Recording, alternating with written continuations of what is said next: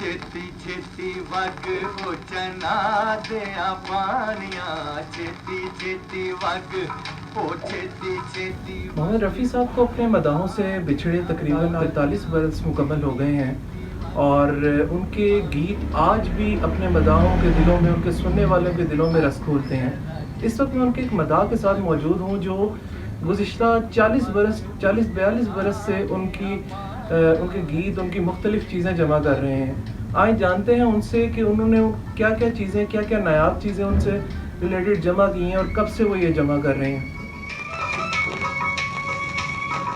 जी, मैं अपने बारे में तो इतना बता सकता हूँ कि मैं मौसीकी का ज़रा शौक़ रखता हूँ मैं, और रफ़ी को मैं प्रेफरेंस में लेके आता हूँ कि वो मुझे बहुत पसंद है।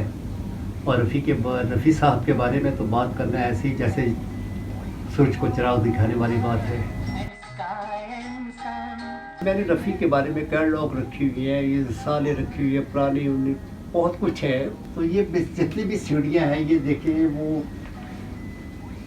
ये एलपी है, सारी ऊपर लगे हुए ये सब एलपी है उसके रफ़ी के। इसमें रफ़ी के गाने मौजूद हैं। 12-13 एलपी है, ये इतने 78 के हैं, किताबें हैं, बहुत कुछ है।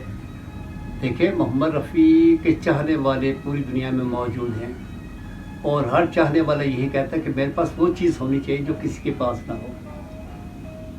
तो वो ज़ाहिर है कि मैं दावा तो नहीं कर सकता कि मेरे पास ही है, किसी और के पास नहीं है।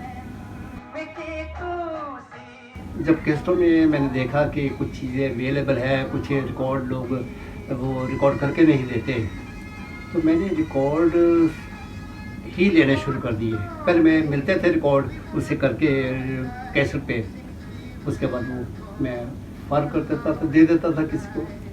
बाद में जब मैंने ये ग्राम ख़रीदा तो मैंने देखा कि उसमें वो जो सुई रखने का, वो जब रिकॉर्ड चलता है उस पर जब सुई रखी जाती है, जो कैफियत वो उस वक्त बंदा महसूस करता है सुनने वाला, तो वो कुछ और ही चीज़ होती है।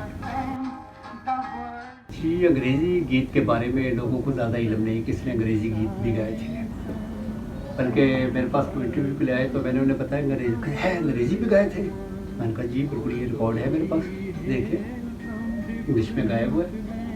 वो के तर्ज उसकी मिलती है किसी न किसी गाने से, लेकिन उसने जिस रवानी से इंग्लिश में वो किया है, गाया है, वो उसका कमाल है।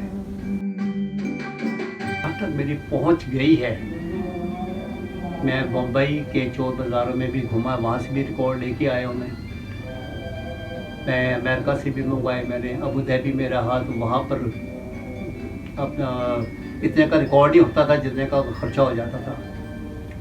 तो ये एक शौक़ की मैं समझता हूँ कि इंतहा है। We all want